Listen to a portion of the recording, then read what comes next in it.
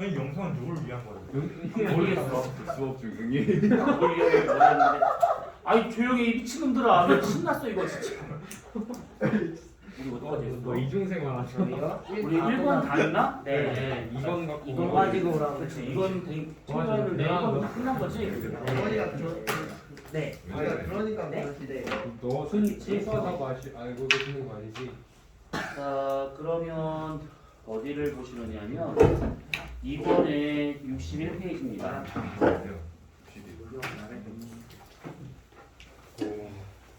자 이번에 61페이지. 여기는요. 진일시대의 환경과 생물입니다. 뭐 개인적으로 참 지구가 짜증나는 거긴 하지만 여기가 그 중에서 최고다라고 생각하면 될 것 같아요. 61페이지부터 쭉 보시게 되면 거기가 이제 뭐 쭉쭉쭉쭉 해가지고 어디까지냐면 69페이지까지 있는 내용들이 있잖아. 여기에서 제목과 쪽수를 제외하고는 다 머릿속에 다 집어넣으셔야 됩니다. 네? 네? 네? 제목과 쪽수를 제외하고는 다 집어넣는다 생각해야 돼. 그 말은 뭐냐면 61페이지에 내용을 오른쪽 날개에 있는 쬐까란 글씨들 있잖아. 그런 것들까지 싹 다 알고 있어야 되는 겁니다. 자 그러면 여기에서 내용이 약간 좀 하다가 좀 빠진 내용이 있으면 조금 더 얘기를 하게 될 건데 자 우선은 61페이지 한번 봐봐. 자 지질시대라고 하는 것이 있는데 이 지질시대를 거기 지금 뭐라고 정의가 되어 있냐면 지구가 탄생한 46억 년 전부터 해가지고 현재까지를 지질시대라고 이렇게 좀 정의를 하고 있습니다. 그런데 이 지질시대를 어떻게 정의하느냐에 따라서 조금 다를 수 있는데 어떤 책에서는 지금 얘처럼 지구가 탄생한 46억 년 전부터 지금까지 말로 한다고 진짜 가만히 듣고만 있으면 안 돼. 46억 년 전부터 지금까지라고 보거나 아니면 지각이 만들어진 시기 있죠. 지구 말고 지각이 만들어진 것이 약 38억 년 전이에요. 그래서 38억 년 전부터 지금까지로 보는 경우나 아니면 역사가 시작된 것은 지금은 약 10,000년 전입니다. 그래서 처음을 46억 년 전부터 10,000년까지 잡거나 지각이 만들어진 38억 년부터 10,000년 전까지 잡거나 경우 수는 4가지입니다. 처음 시작점을 46억 년 또는 38억 년으로 잡거나 그 끝지점을 10,000년 전으로 잡냐 현재로 잡냐에 따라서 경우는 4가지가 나와요. 근데 일반적으로 진시대라고 하게 되면 46억 년 전부터 잡기에는 약간 다소 무리가 있습니다. 왜냐하면 46억 년 전부터 38억 년 그 사이에는 지구가 존재한 건 맞는데 지층이라고 하는 것 자체가 없었습니다. 그러니까 뭐냐면 땅도 없었어. 그러니까 전체가 다 마그마 바다 시기로만 존재했었기 때문에 이 시기를 지질시대라고 보기에는 조금 어렵습니다. 그래서 지각이 만들어진 그 시점부터 해가지고 현재까지 보는 게 가장 좀 맞지 않을까라는 생각이 듭니다. 학교에서 따라가는 대로 하면 되는 겁니다. 이거는 굳이 막 저는 이렇게 할 거예요. 굳이 필요가 없는 겁니다. 이거는. 자 그러면 지질시대가 어떻게 된다? 그러면 아주 긴 시간이야. 아주 긴 시간인데 이게 지금 얼마만큼 긴지 체감이 잘 안 될 겁니다. 46억 년 전이면 이거를 돈으로 한번 생각을 해봐. 1년을 1원으로 생각해보고 46억 년을 46억 원으로 생각하면 돼요. 그러면 1원하고 46억 원하고의 차이는 어마무시하죠. 그래서 돈으로 생각하면 조금 체감이 좀 되지 않을까. 46억을 본 적도 없지만 니는 본 적 있니? 아니요. 없지?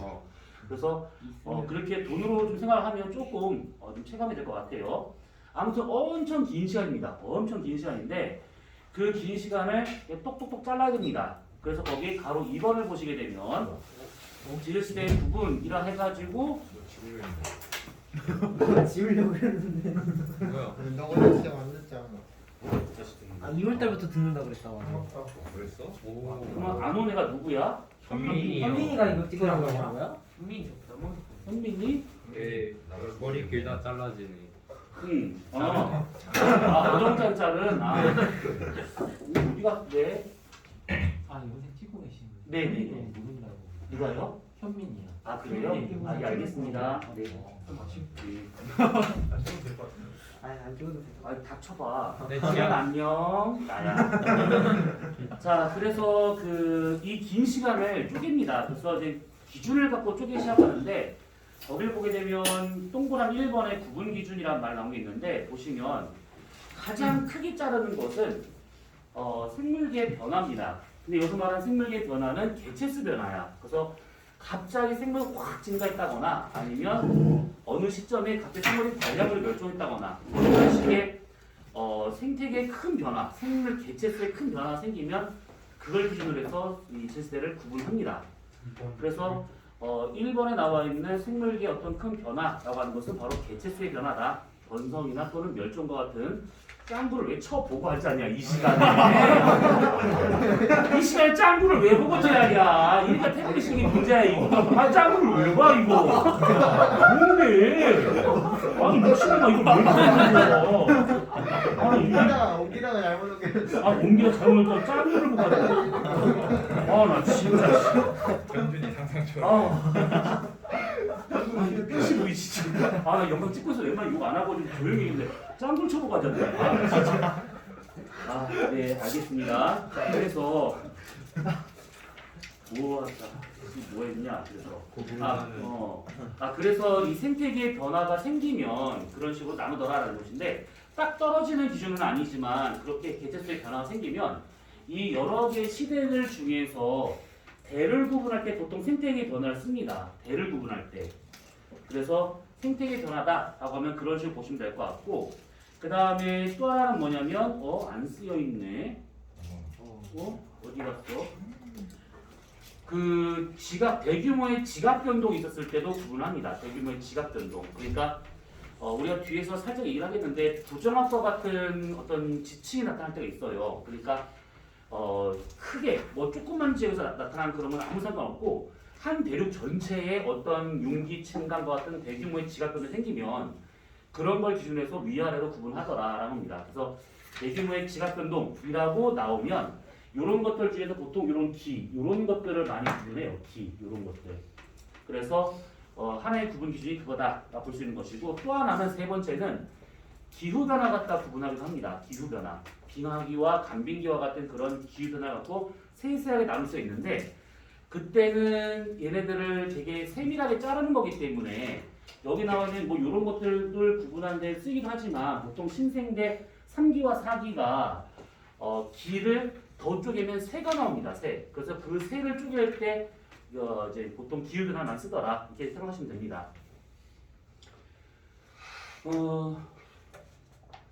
저렇게 기를 쪼개서 새까지 간다라고 하게 되면 중생대는 고생대도 약간 쓰는 게 있긴 하지만 워낙 오래전이라 이제 그걸 구분할 만한 자료가 거의 안 남아 있습니다. 그래서 신생대 3기나 4기를 보통 새로 많이 구분하는데 이거는 한 개로 듣고 한 개로 좀 흘리세요. 3기와 같은 경우는 플라이스토세, 마이오세, 올리고세, 팔레오세 이런 식으로 구분하게 되고 4기와 같은 경우는 홀로세하고 플라이스토세 이렇게 두 개를 또 구분합니다. 그래서 기를 어떻게 자르느냐 요렇게 자를 때는 기후변화가 따더라 라고 생각하시면 되는 겁니다. 자, 이 세 가지 기준이야. 하나는 생태계의 개체수 변화가 크게 나타났다거나 아니면 대규모의 지각 변동이 나타났다거나 아니면 기후변화와 같은 빙하기, 간빙기와 같은 기후변화가 나타났다거나 이런 식으로 구분되더라 요 얘기입니다. 자, 그래서 그 밑에 막대 그래프를 보시게 되면 그렇게 긴 시간을 그런 기준을 갖고 자릅니다. 잘라가지고 성캄브리아 시대, 그 다음에 고생대, 중생대, 신생대 이런 식으로 이제 구분하더라 요 얘기죠.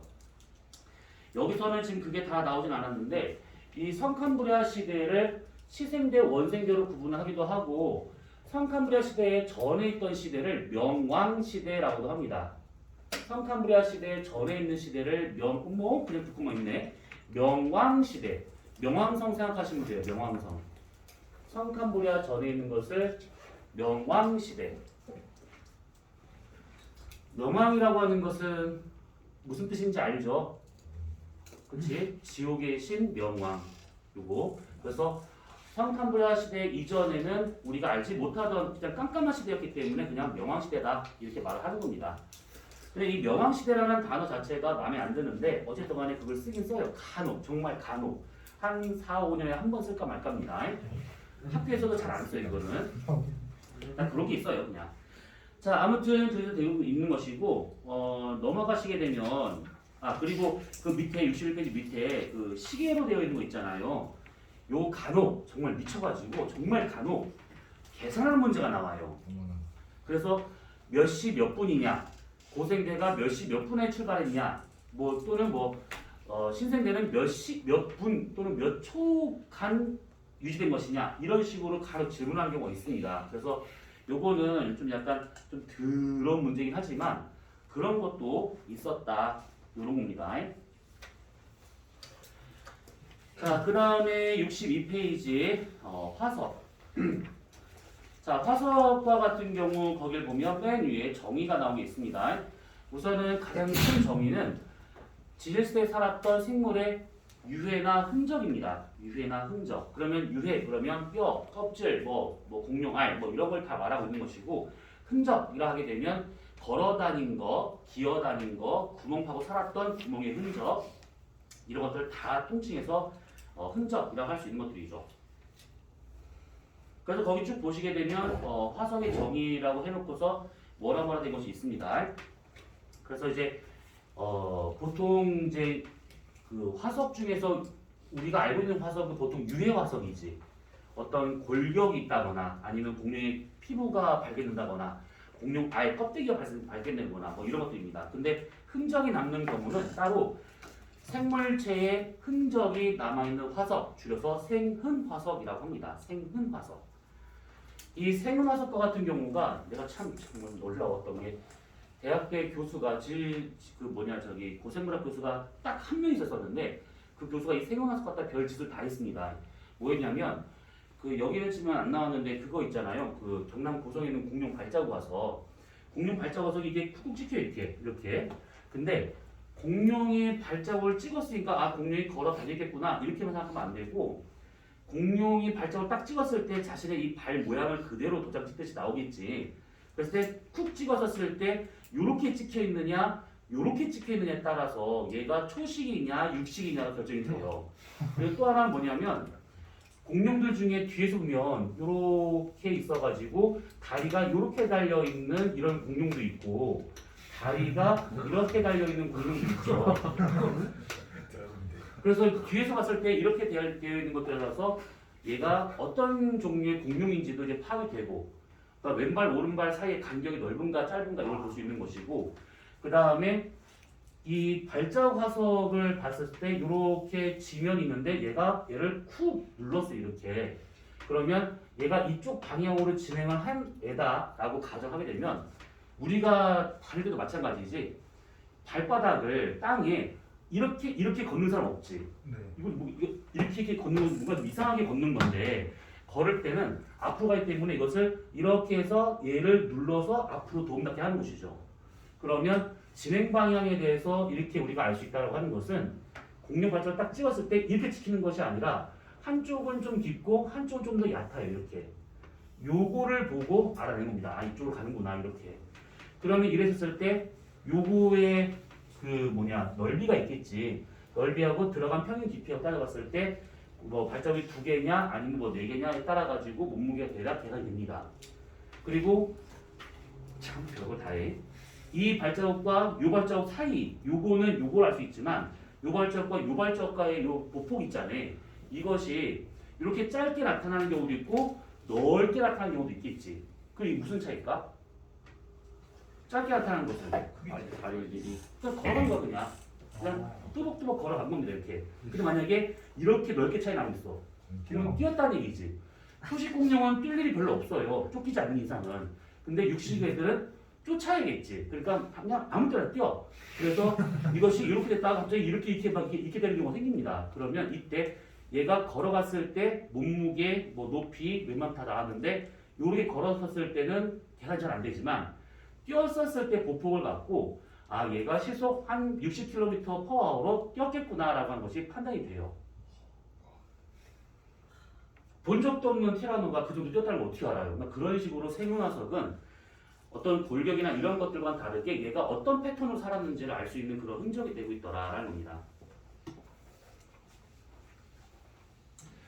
자, 그 다음에 두 번째 화석의 생성 조건이라고 나온 것이 있는데 거기 나와 있는 거 보면 자, 첫 번째 단단한 부분이 있어야 그게 확실히 화석으로 될 가능성이 있더라라는 겁니다.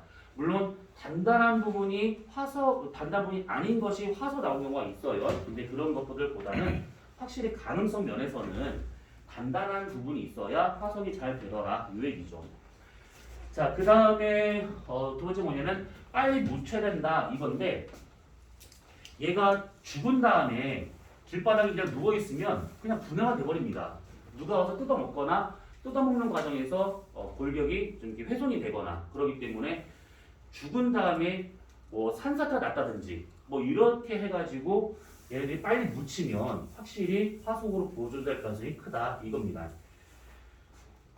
대표적인 거 이거는 여담이 오늘 지을 때는 그냥 우리가 시험시험 할 거야. 왜냐면 이걸 하다가 토 나올 수 있어요. 진짜 다 하면. 이 LA 그 미국 LA에 가보면 페이지 박물관이라고 하는 좀 유명하지 않은 박물관 하나 있는데 여기에 뭐가 있냐면 이 박물관 뒤쪽에 타르 구덩이가 있어요. 그러니까 타르가 뭔지 알지? 보통 우리가 타르 그러면 뭐 요거 생각하는데 요 타르 말고 아스팔트 까는 그 타르를 생각하시면 돼요. 까만색 석유가 많이 나는 지역에서 이 타르 구덩이가 가끔 생깁니다. 그러면 그 타르 구덩이에 만약에 그 근처에 있던 식물들의 풀떼기나 이런 거 나뭇잎이 그걸 딱 덮어버려. 그러면 공룡이 잘 가다가 그게 타르 구덩이인지 모르고 그냥 풍덩 빠져요. 풍덩 빠지면 그대로 들어가서 그대로 그냥 화석이 돼버립니다. 썩지도 않겠지. 그래서 타르 구덩이에 빠진 어떤 그런 생물들 같은 경우는 원형 그대로 보존이 됩니다. 그래서 박물관이 거기다 굳이 지은 이유가 있어. 뒤에 그 구덩이에서 얘를 건져내가지고 바로 거기다 전시합니다. 이렇게. 그래서 그렇게 나오는 것도 하나의 화석 만드는 방법이다 라는 뜻입니다. 특이한 경우긴 하지만 빨리 묻혀야 된다는 것은 똑같아요. 그 다음에 화석화 작용을 받아야 돼요. 세 번째는 거기 보면 화석화 작용이 지금 재결정, 탄화, 치환 더 적어놓으세요. 냉동 그리고 건조 이런 것들도 다 화석화 작용입니다. 냉동 얼어버리는 거, 건조 바짝 말려버리는 거. 냉동과 건조가 동시에 일어나면 더 좋겠지. 그래서 냉동과 건조가 동시에 일어나는 지역, 예를 들어서 시베리아와 같은 지역 이런 데서는 화석들이 아주 그냥 땅만 키면 뭐가 나옵니다. 그래서 거기에는 뭐 대표적인 것이 메머드 화석 같은 거 많이 나타나죠. 예전에는 땅이 다 얼어있기 때문에 거기를 굳이 다 파가지고 얘를 이제 끄집어냈는데 지금은 굳이 막 힘들게 땅 안 파도 돼.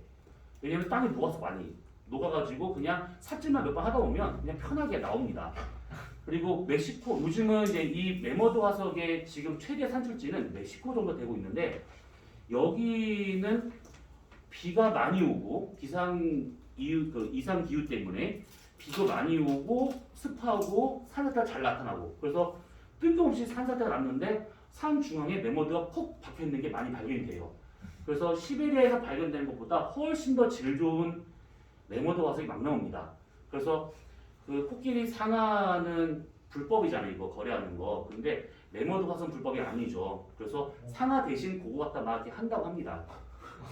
코끼리보다 훨씬 더 크고 그리고 훨씬 더 값어치 있다 보니까 그거 찾느라고 혈안이래요.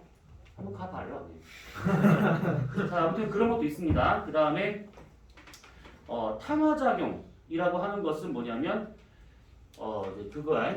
거기에 좀 약간 왼쪽을 보시게 되면 살짝 쓰였을 것인데 탄소 성분만 남아있는 뭐 그런 작용이다 라고 되어 있는데 이렇게 보는 것도 그렇겠지만 조금 다르게 보면 이겁니다. 이렇게 지면에 나무가 잘 살았어요. 이렇게. 그러면 이때 용암이 막 흘러가요. 용암이 이렇게 딱 덮었습니다. 이렇게. 그게 막 불타겠지 막 이렇게. 얘는 없어져요. 그리고 나중에 다 식어. 그러면 요 나무의 외형만 이렇게 남습니다. 이렇게. 요런 것들. 요게 지금 탄화작용이라고도 볼 수가 있는 것들이죠. 물론 얘는 이 식물의 외형만 남아있는 거기 때문에 이걸 탄화로 보기는 힘들긴 하지만 아무튼 뭐 이런 것도 될 수도 있습니다. 탄화작용의 대표적인 것이 그 벽시, 그렇죠? 구석기 시대에서 사람들이 막 주워 먹었던 그 벽시 그런 것들도 탄화작용이다라고 말합니다. 치화는 거기 왼쪽에 보시면 규화목이라고 하는 것이 있어요. 규화목, 나무인데 규산화된 나무. 규산이 뭐냐? 석영이죠. 그래서 석영화된 나무를 규화목이라고 하고 있는 겁니다. 나무가 잘 살고 있다가 이 나무가 만약에 돌아가셨어요. 그래서 이렇게 땅에 누우셨대요. 그러면 이때 지층이 딱 덮었는데 만약에 여기 지하수가 흐르는데 지하수 안에 규산 성분이 일부가 들어가 있는 상태로 가잖아요. 그러면 이 규산 성분이 여기 안으로 얘가 들어가기 시작합니다.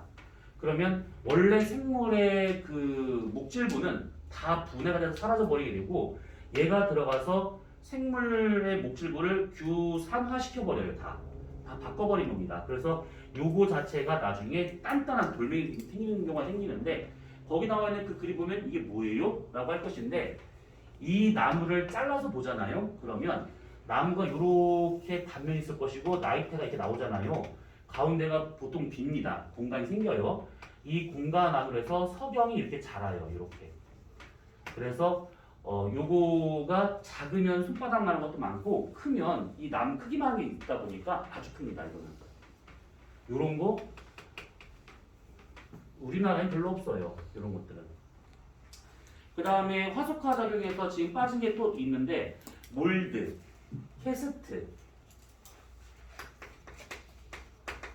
몰드하고 캐스트 이것도 화석화 작용입니다. 몰드는 보통 외형만 남아있는 이 화석을 말해요. 외형만 남아있는 경우. 그러니까 간단히 하면 그거야. 찰흙에다가 손가락을 푹 쑤셨어. 빼. 그럼 손가락 모양이 남죠. 그게 몰드. 캐스트는 그 몰드에다가 석고를 부어서 석고를 딱 빼요. 그러면 내 손가락과 똑같이 나오겠지. 그게 캐스트. 그래서 몰드를 다른 말로 외형 화석이라 하게 되고 캐스트는 다시 원래 그 성분은 아니지만 원래 그 모양대로 다시 나왔기 때문에 복원 화석이라고 말합니다. 이런 것들. 화석화 작용이야 뭐 많죠. 근데 지금 아까 있었던 냉동, 건조, 몰드, 캐스트, 치환, 그 다음에 탄화 뭐 이런 거 정도로만 받으시면 돼요. 치환되는 예 중에 그런 경우도 있어요. 이거는 저도 실제로 본 적이 없고 전설 따라만 들려오는 그런 화석이 하나 있는데 나뭇잎 화석입니다. 나뭇잎 화석. 나뭇잎이 떨어져 가지고 진흙 위에 철퍼도 이렇게 딱 딱 가라앉으면 이렇게 붙은 거야.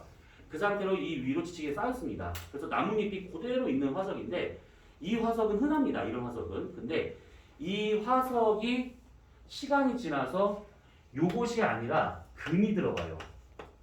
그래서 요 나뭇잎의 인맥 같은 것들이 다 싹 다 분해가 되고 금이 그걸 다 채워. 그래서 나뭇잎인데 금으로 되어 있는 나뭇잎 화석이 있다라고 하는 것을 전에 듣기만 했었습니다. 일본에서 발견됐다 하니 더더욱 믿을 수가 없어요. 그래서 그런 것들도 가능하더라 이 얘기입니다.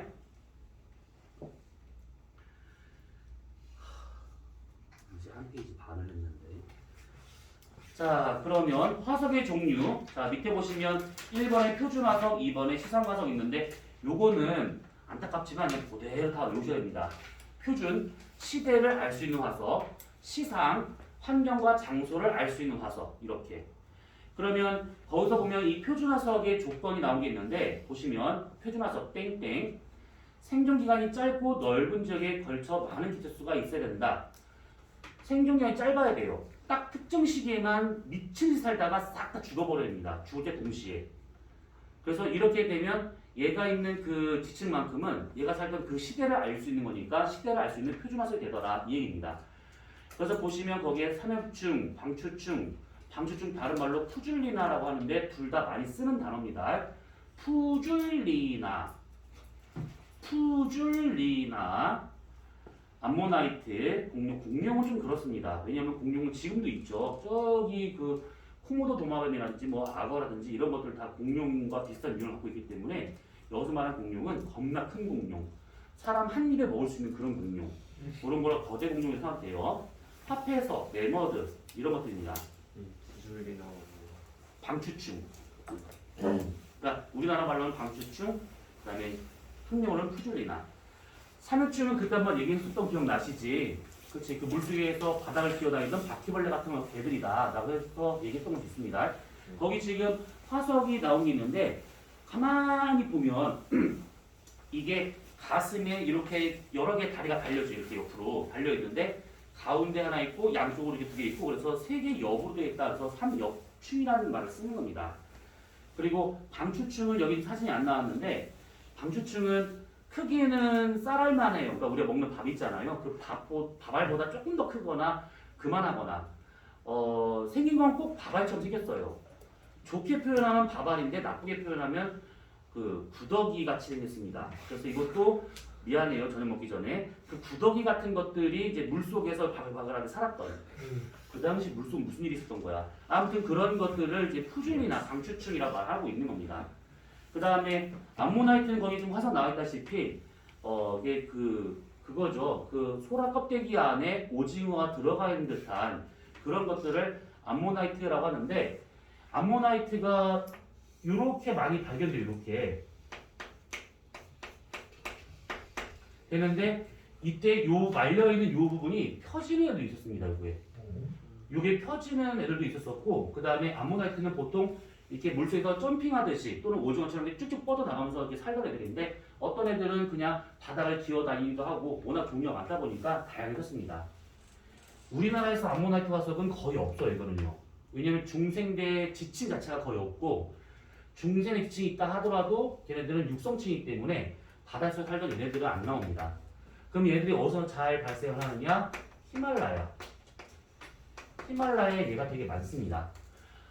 되게 높은 산맥인데도 불구하고 물속에 살던 생물이 발생하는 것은 대륙이 충돌하면서 헤드 지층이 튀어나온 게 이게 산맥이잖아요. 그래서 그 당시에 화석이 지각 변동을 받았음에도 온전하게 나온 경우가 있습니다.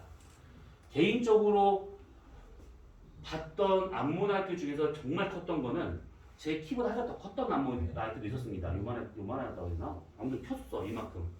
요것이 보면서 저거 모형인가 했는데 모형은 아니었고 가까이 보니까 모형이 아니었습니다. 놀라웠네.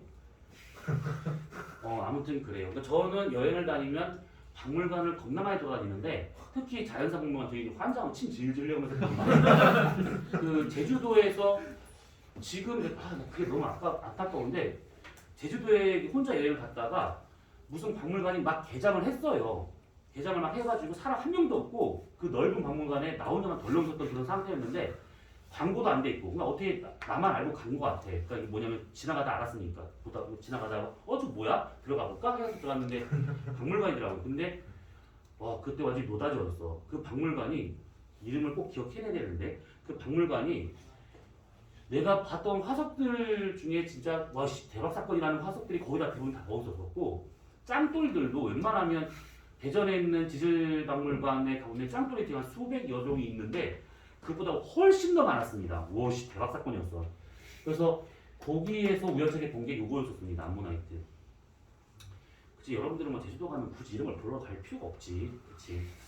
아무튼 그렇고요. 그 다음에 공룡은 뭐 됐고요. 화폐석은 요거 그 위에서 봤을 때는 요렇게 동그랗게 생겼습니다. 화폐, 동전 요걸 닮았다는 뜻이에요. 그래서 이게 보면 이게 여러 개의 동심원으로 이렇게 나타납니다. 이런 식으로. 근데 얘를 잘라가지고 단면을 보잖아요. 그러면 이렇게 생겼습니다. 이거 조개라고 생각하면 안 돼요. 조개는 우리가 뚜껑을 열면, 입을 열면 이게 먹는 살이 있잖아요. 근데 얘는 뚜껑 여는 것 자체가 없습니다. 단면을 잘라보게 되면 이렇게 무수하게 이렇게 나눠져 있어가지고 요거 하나하나를 격방이라고 하는데 이런 것들이 이렇게 되어 있는 구조입니다. 산호처럼 되어 있어요. 산호. 산호랑 비슷하다고 보시면 돼. 그래서 저런 것들 동전 모양 닮았다. 그래서 화폐석이란 말을 쓰는 겁니다.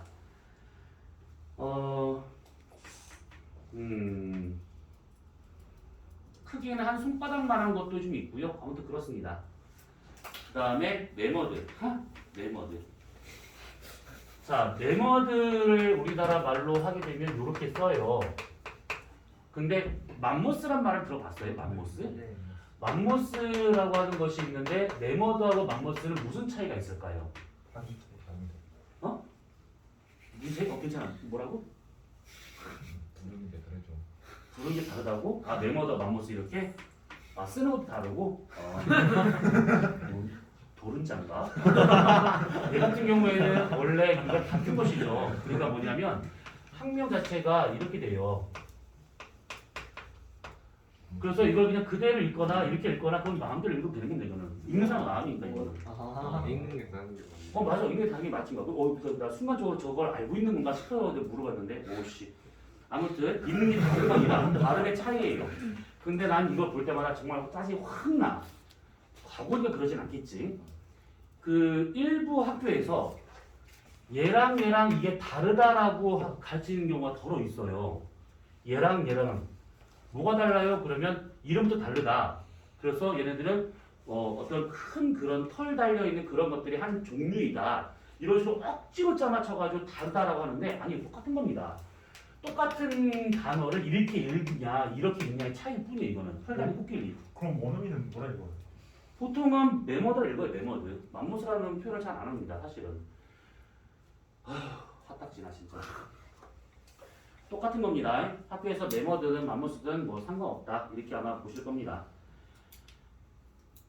저거를 왜 얘기하냐면 내가 저거 볼 때마다 이게 벌써 10년 된 얘기인데도 불구하고 너무 짜증이 확 나는 게 저거를 지금은 니네 고등학생이니까 모르겠지만 중학생일 때 이거 질시대 교과과정에 안 들어가셨잖아요. 근데 예전에 이게 들어가 있었습니다. 중학교 2학년 때.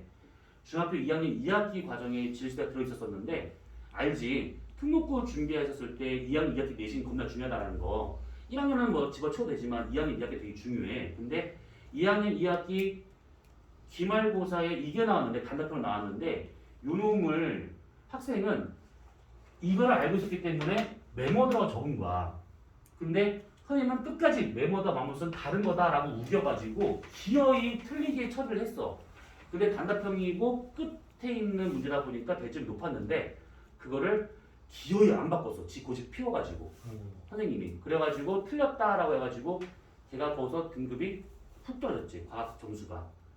그래서 거의 한 3년인가 4년 준비했던 특목고를 그냥 날려버렸습니다. 저거 한 문제 때문에. 아마 나도 잊지 못하지만 걔도 못 잊을 거야. 썩을 메모드 이러면서. 아무튼 그래서 이 메모드나 맘모스나 똑같은 거다. 그리고 털 달린 코끼리라고 표현을 하지만 이게 얼마 전에 코끼리의 직접적인 조상이 아니다라는 게 밝혀졌습니다. 이거 나중에 생명과학 선생님한테 한번 여쭤봐봐. 왜 달라요? 이렇게. 이거는 내가 시켰다 하지 말고 나도 궁금한 거니까 나중에 물어보고 나한테 얘기해줘요. 어떤 구조 때문에 다른 거다. 이렇게. 잠깐만 이거 증거가 나오면 안 되는데 진짜야. 난 진짜 궁금해. 레머드하고 코끼리하고는 왜 달라요? 아니야 물어보지 마. 내가 물어볼게. 내가 진짜 물어볼게. 자 그러면 됐고요. 자 그다음에 이런 것들이 이제 그 시대에만 딱 나타난다. 그래서 표준화석이다 이 얘기고요. 그다음에 시상화석, 장소나 환경을 알 수 있는 그런 화석을 말하고 있는 것인데 기본적으로 얘네들의 조건이 필요합니다. 뭐냐면 생존 기간이 길어야 되는데 한 개체의 생존 기간이 아니라 종의 생존 기간이 길어야 됩니다.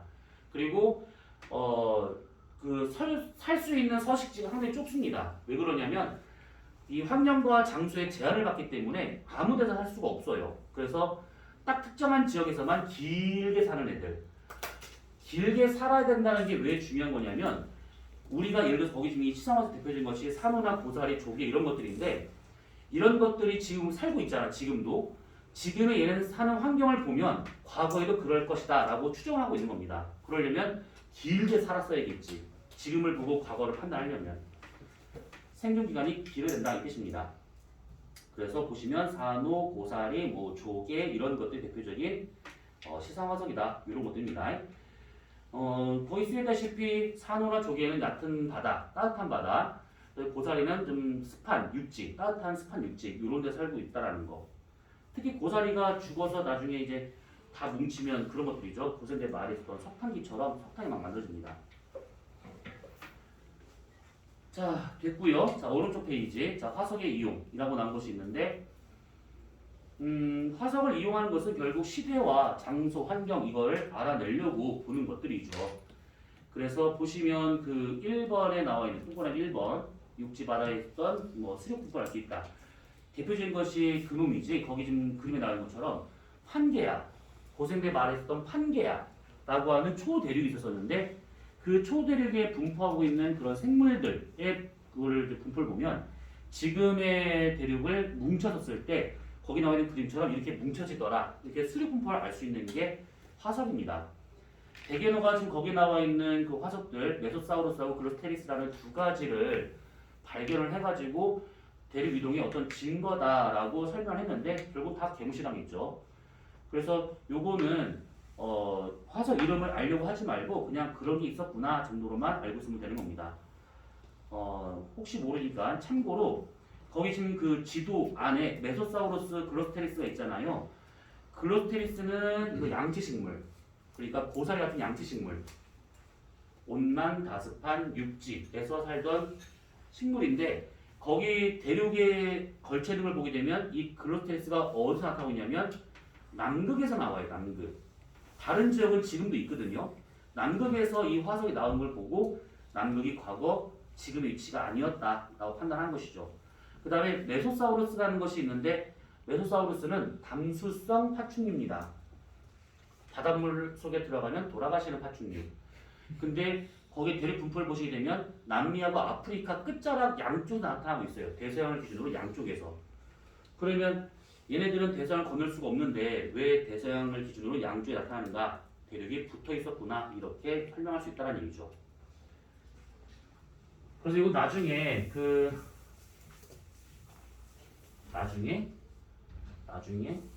기회가 없겠구나. 어차피 이거 통합과 끝나면 여러분 다 곧바로 투 과정이죠. 이거 원 과정이 이게 한번 나오긴 하는데 원을 건너뛰니까 이거는 그냥 이렇게만 알고 써도 돼요. 투에는 안 나오니까.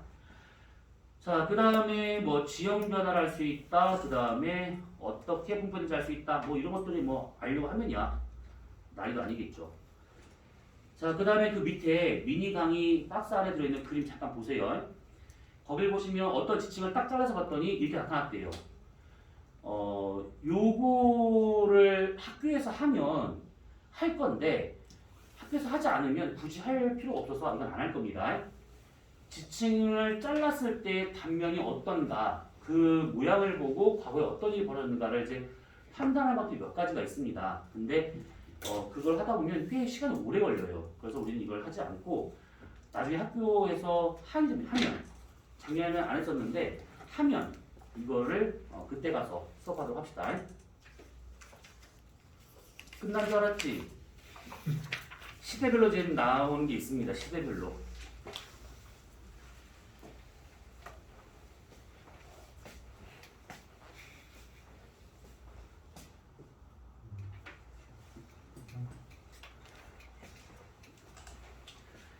자, 거기 64페이지를 보시면 선캄브리아 시대부터 나오는 게 있습니다. 선캄브리아 시대.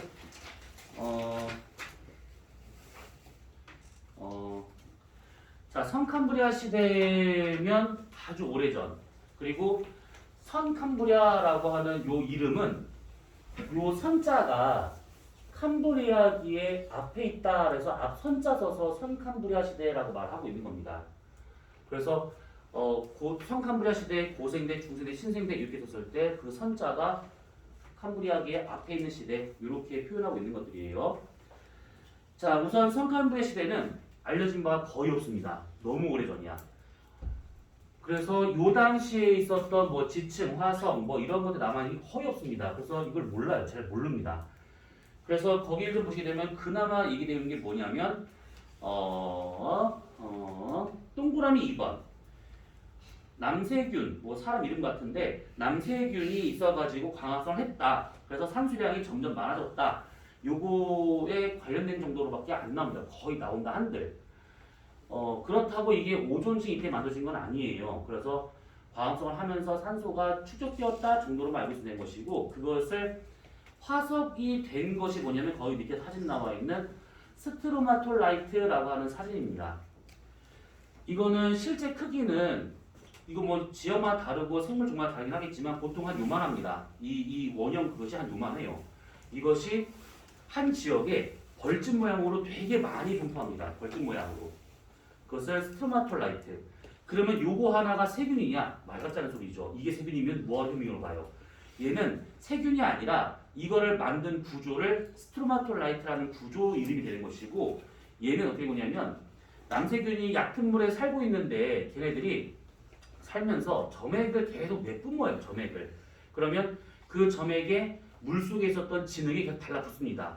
그래서 겹겹이 쌓이는 구조로 나오는 것이 그런 식의 스트로마톨 구조가 되고 있다 이 얘기죠. 그래서 얘 같은 경우에는 이제 그 대표적인 성캄브리아 시대에 있었던 화석이구나라고 보시면 돼요. 단 스트로마톨라이트라든지 이런 것들이 그 당시에만 살았냐가 아니라 지금도 있어요. 지금도. 그러니까 얘는 표준 화석은 아닙니다. 성캄브리아 시대의 대표적인 화석군이 하게 되면 에디아카라 동물군이라고 하는 것이 있습니다. 에디아카라는 호주 지역 이름이고 그 지역에서 다 수십 종의 그 당시 살던 생물들의 화석이 갑자기 나와가지고 그것을 그 지역 이름을 따서 에디아카라 동물군, 화석군, 생물군 이렇게 말합니다. 군은 무리를 말하고 있는 것이죠. 그게 수십 종이라 말했지만 실제 크기는 손바닥보다 작습니다. 그러니까 세균들의 집단이다 보니까 요 안에 다 들어가요. 웬만하면. 이걸 발견한 사람도 신기한 사람이야. 아무튼 여기 안에 수십 종이 있는데 그 중에 하나가 나와 있는 디킨소니아라고 하는 그 중에 하나의 생물 화석이다 이 뜻입니다. 이거는 조금 약간의 주장 논란이 있습니다. 그래서 요거는 좀 얘기하기는 그렇긴 하고 아무튼 성캄브리아 시대 그러면 남세균, 산소, 그 다음에 스트로마톨라이트, 구조, 그 다음에 에디아카라 동물군 딱 세 가지만 알고 있으면 돼요. 그 외에는 알려주고 싶어도 아는 게 없어요. 저만 그런 것이 아니라 대부분의 지구에 있는 모든 고생물학자 잘 몰라요. 그러니까 그런가 보다 하고 넘어가시면 됩니다. 중요한 것은 고생대. 고생대, 중생대, 신생대를 합쳐가지고 현생이언이라고 합니다. 현생이언. 성캄브리아 시대에는 참 잘 적어놨네. 요거는 은생이언, 요거 합쳐서 현생이언. 생은 생물을 말하고 있는 것이고 은생에서 은은 숨어있다는 뜻입니다. 생물이 숨어있던 시기, 아직은 화석이 폭발적으로 등장하지 않은 시기. 현생이언은 생물이 드러났다. 폭발적으로. 그래서 이름이 현생이언입니다. 그래서 여기를 기준으로 해가지고 생물이 크게 번성을 합니다. 폭발적 증가를 해요. 그래서 그 은생이언과 현생이언으로 구분하더라 라는 얘기죠. 이언이라는 말 대신에 누대라는 말을 쓰기도 합니다. 이언 대신에 누대라고 쓰는 경우가 있는데 사실 이거 다른 말입니다. 이언은 시간을 기준으로 잡는 거야. 화석을 기준으로. 표준화석. 누대라고 하는 것은 지층을 기준으로 잡는 겁니다. 그래서 조금 이게 안 겹쳐요. 살짝 이것이. 근데 요즘은 그냥 구분하지 않고 이언 대신에 누대라는 표현을 많이 쓰니까 그렇게 봐도 상관이 없습니다. 은생누대, 현생누대. 은생누대, 은생이언, 성캄브리아 시대 같은 말입니다. 자, 고생대를 보시면 대체로 기후가 온난하였다. 따뜻하니 살만했습니다. 중기 말기에 빙하가 나타났었다. 요거는 우리가 뒤쪽에 그 고기후에 관련된 것이 있으니까 그때 더 자세히 볼 건데 중요한 것은 고생대 후기에 빙하기가 있었다라는 게 중요한 겁니다. 이때에 빙하기가 와가지고 당시 생물들이 정말 싹 다 멸종을 합니다. 적게 잡으면 90%, 많게 잡으면 95%가 다 죽어버려요. 이때. 고생대 대멸종, 다른 말로 페림기 대멸종. 지구 5대 멸종은 알고 있어야 할 것인데 그 중에 멸종률이 이때가 제일 큽니다. 자, 수류 분포를 보시게 되면 거기에 지금 그림 나온 것이 있잖아요. 이게 판게아입니다. 판게아에다가 살짝만 표시해 주세요.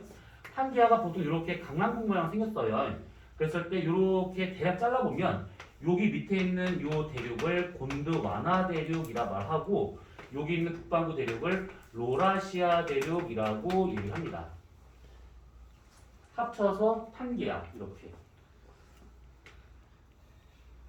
거기를 자세히 보시게 되면 이게 판게아의 그림이 좀 잘 안 보일 수가 있을 것인데 현재의 어떤 대륙과는 좀 다를 수 있어서 잘 안 보일 수 있을 것인데 대략 여기에 살짝 걸쳐 있는 게 이게 지금 북미 대륙이에요.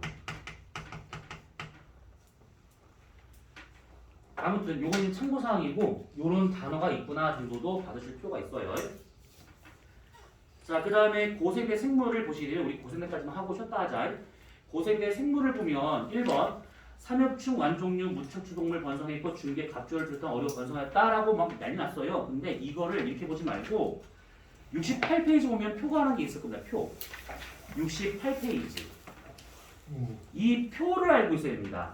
그래서 누가 살다 돌아가셨는지 어느 시대에서만 나타나고 있는지 표를 싹 다 알고 있어야 됩니다. 이거는.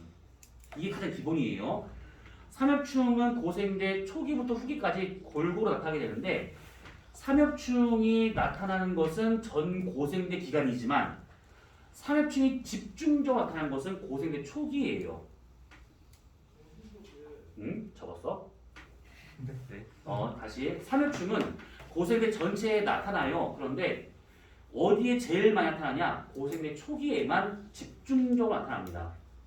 그때 확 증가해가지고 막 살았어. 근데 얘가 급감을 하면서 멸종이 될까 하다가 안 되다가 고생대까지 가서 그 다른 생물과 같이 멸종해버립니다. 자, 그 다음에 다시 본문 넘어와서 64페이지. 계속 나오는 얘기 중에 뭐가 있냐면 완종류라고 하는 것이 있습니다. 완종류. 이거 지난주에 잠깐 얘기했었습니다. 이걸. 여기서 족은 발이에요. 발. 그 다음에 완은 팔입니다.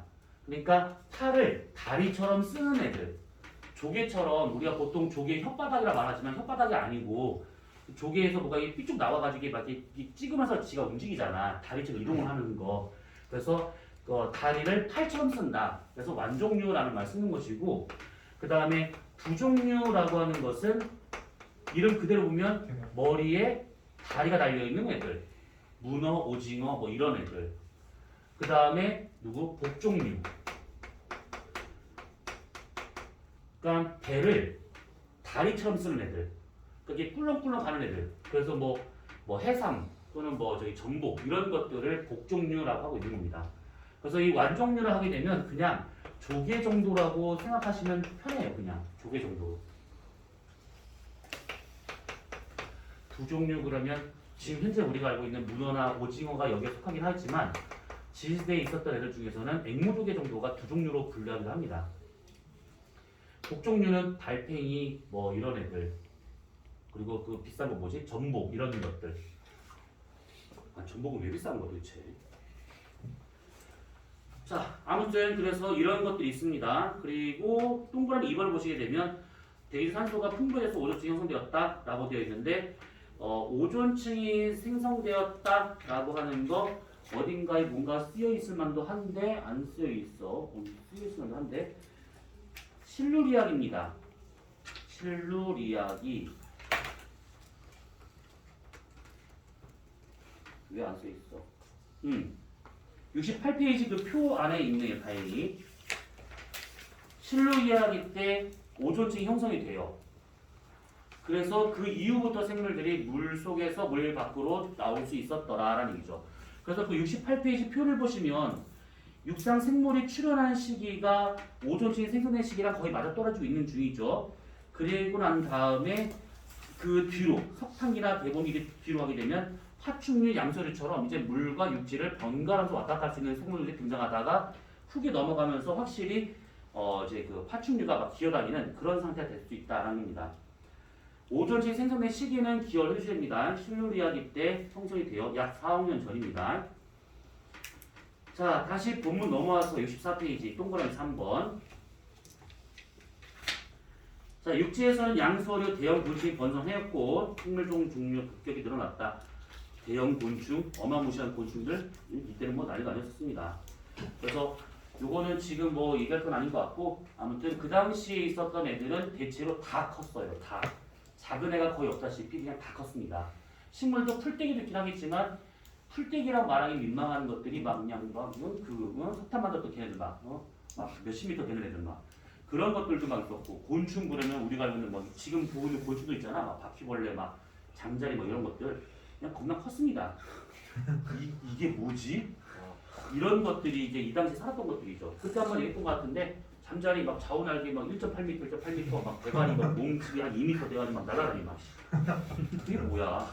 아무튼 그런 것들이 이 당시에 엄청 많았었다라는 겁니다.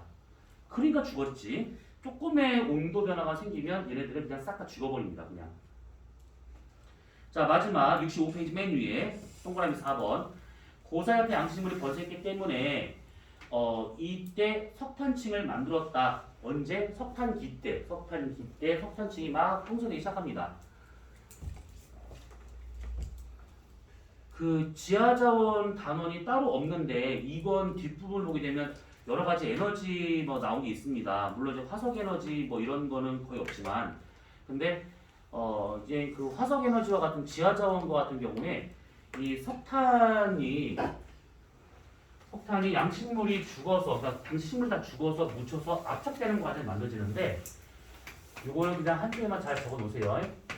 양치식물이 대규모 살다가 다 죽어요. 그러면 위로 지층이 착착착 쌓입니다. 그러면 이 양치식물들을 쭉 눌러요. 자 눌렀을 때 나올 만한 것들 순서대로 보자면 처음에 토탄이 나옵니다. 그 다음에 갈탄이 나와요. 그 다음에 역청탄이 나오고요. 그 다음에 마지막으로 무연탄이 나옵니다. 보통 여기서 석탄이다 라고 하게 되면 우리나라는 무연탄을 석탄으로 얘기하는 경우가 있는데 일부 국가에서는 저기 위쪽 저기 지금 우리나라 북쪽에 있는 그 나라 같은 경우는 여기까지를 석탄이라고 보통 말하기도 합니다. 왜냐하면 이제 불을 지펴서 뭔가 탈 수 있는 형태를 본다면 얘는 안 되지만 얘부터는 가능합니다. 이렇게. 무연탄이 아무튼 우리나라 무연탄이 세고 셌죠 이거. 세고 셌는데 이거 지금 뭐 땅에 묻혀 있을 뿐이지 굳이 캐지는 않습니다. 그리고 참고로 양식물의 처음 두께를 우리가 100%라고 가정한다 치면 무연탄은 5%까지 압축이 돼야 무연탄 될 수 있는 겁니다. 뭐 10에서 5%라고 말하는데 10%는 약간 조금 역청탄에 가깝고 무연탄이 되려면 5%까지 확 줄어야 되는 것이. 실제로 저 무연탄을 들어보잖아요. 그러면 짱돌인데 일반적인 짱돌보다 훨씬 더 무거워. 밀도가 커가지고. 그래서 되게 묵직하니 단단합니다. 아무튼 그런 게 있어요. 그래서 거기 사진 보시게 되면 완종류, 갑주어, 막 난리 났죠. 갑주 무시무시하죠. 정말 막 이런 애들이 그냥 고생대 바닷속에 있었다 뭐 이랬는데 뭐 사실 갑주어도 컸지만 알죠? 그 영화 본 적 있나? 메갈로돈 이거 그런 거? 그 고생하던 메갈로돈한테는 이거는 그냥 멸치죠. 그래서 그냥 잡아먹으면 이렇게 막 주워 먹어요. 자, 아무튼 그러면 쉬었다 합시다.